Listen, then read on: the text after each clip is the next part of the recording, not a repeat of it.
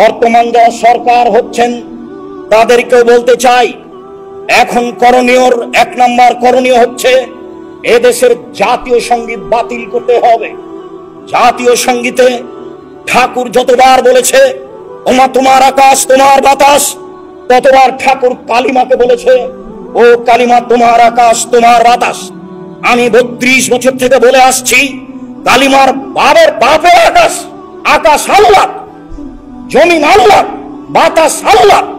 কখনো মুসলমানের সন্তানের মুখ দিয়ে এই সঙ্গীত বের হতে পারে না, অসম্ভব। প্রথমত এই জাতীয় সঙ্গীত বাতিল করতে হবে। দ্বিতীয়ত শিক্ষা সিলেবাস পরিবর্তন করতে হবে, শিক্ষা ব্যবস্থাপনা পরিবর্তন করতে হবে।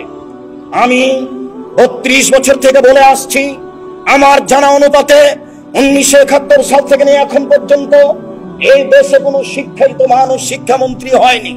তাতে আমি বলেছি এই দেশের পাঠ্য বহু বই পুস্তককে টয়লেট পেপার হিসেবে ব্যবহার করতে হবে। আমিও বলছি এই বই পড়া তো বহু দূরের কথা, এই বই আমাদের ছেলেমেয়ের হাতে দেওয়া তো বহু দূরের কথা। এই বইকে টয়লেট পেপার হিসেবে ব্যবহার করা অপরাধ।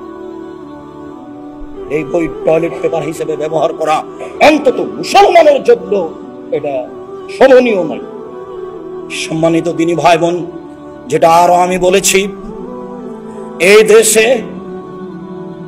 এমন একটি আইন বাস্তবায়ন করতে হবে যেখানে অন্তত 1ম শ্রেণী থেকে 8ম শ্রেণী পর্যন্ত ছেলেরা কোরআন মাজিদ পড়তে শিখে পড়াতে বাধ্য করা হয়, সেখানে থাকতেই হবে। সম্মানিত দিনী ভাই বোন, আমি একথাও বলেছি, এই দেশের সংবিধানে একটি আইন থাকতে হবে যেখানে শরীয়ত বিরোধী কোনো কর্মকাণ্ড গ্রহণ করা হবে না।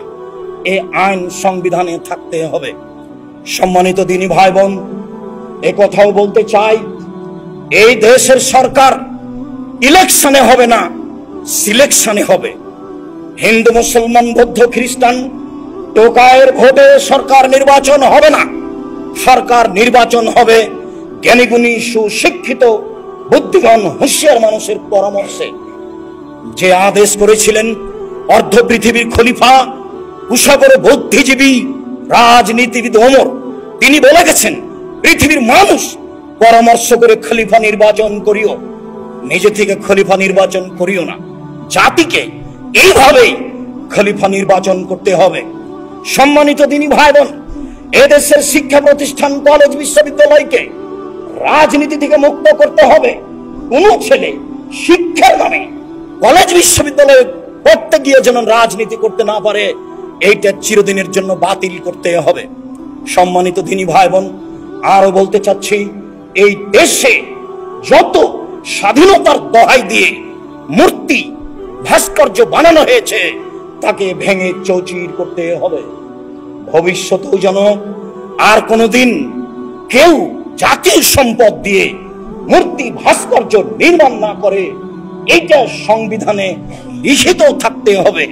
সম্মানিত দিনী ভাই বোন, মূর্তি ভাস্কর্য কত খারাপ তা তো জানেন। দীর্ঘদিন থেকে আমি বলে আসছি, আমি বলেছি, আব্দুল্লাহ ইবনে মাসউদ রাদিয়াল্লাহু তাআলা আনহু বলেন, দাখালান নবী সাল্লাল্লাহু আলাইহি ওয়াসাল্লাম মক্কাতা ওয়া হাওলাল কাবা সিত্তুনা সালাসুমিয়া নুসব।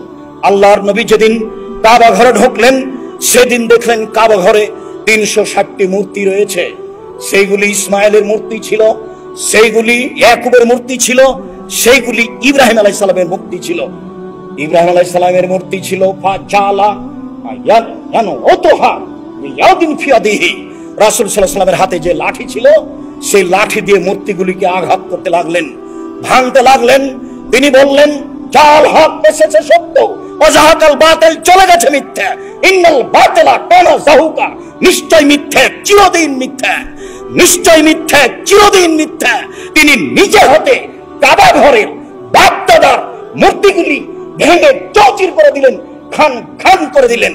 আলী রাদিয়াল্লাহু তাআলা আনহু বলেন, রাসূল সাল্লাল্লাহু আলাইহি ওয়াসাল্লাম আমাকে বলেন, আলী লা তাতু তিনসালান তামাসতাহু, আলী ছাড়বে না কোনো পৃথিবীতে ছবি মূর্তি, সবকে ভেঙে খান খান করে দাও। তিনি বললেন, ওয়ালা কাবরান মুসরিফিন সাওয়াইতাহু, ছাড়বে না তুমি উঁচু কবর, সবকে ভেঙে সমান করে দাও। দেশে কোথাও উঁচু কবর থাকবে না। দেশে কোনো ছবি মূর্তি থাকবে না, এই আদেশ মুহাম্মদ সাল্লাল্লাহু আলাইহি সাল্লাম আলীকে করলেন। তিনি নিজে হাতে ছবি মূর্তি ভাস্কর্য ভেঙে দিলেন, আলীকে ছবি মূর্তি ভাস্কর্য ভেঙে দেওয়ার জন্য জোরালো আদেশ করলেন। সম্মানিত দিনী ভাই বোন, আমরা যদি এই কাজ করি তাহলে আমরা অপরাধী হলে পৃথিবীর মাটিতে 2 নম্বর আসামি হতে পারি, 1 নম্বর আসামি নই। 1 নম্বর আসামি হচ্ছেন মুহাম্মদ সাল্লাল্লাহু আলাইহি সাল্লাম। কিসের আসামি? তিনি আল্লাহর আদেশে কাজ করেন, আল্লাহর আদেশেই তিনি কাবা ঘরের ছবি মূর্তি ভেঙে দিয়েছেন। মুসলমানের বাচ্চা, পুরুষ হোক আর নারী হোক, কিয়ামত পর্যন্ত তাদের হাতে কখনো পৃথিবীর কোথাও কোন স্থানে অন্তত মূর্তি করতে পারে না। সম্মানিত দিনী ভাই বোন, বিষয়টি জোরালো ভাবে নেওয়ার জন্য অনুরোধ জানাচ্ছি।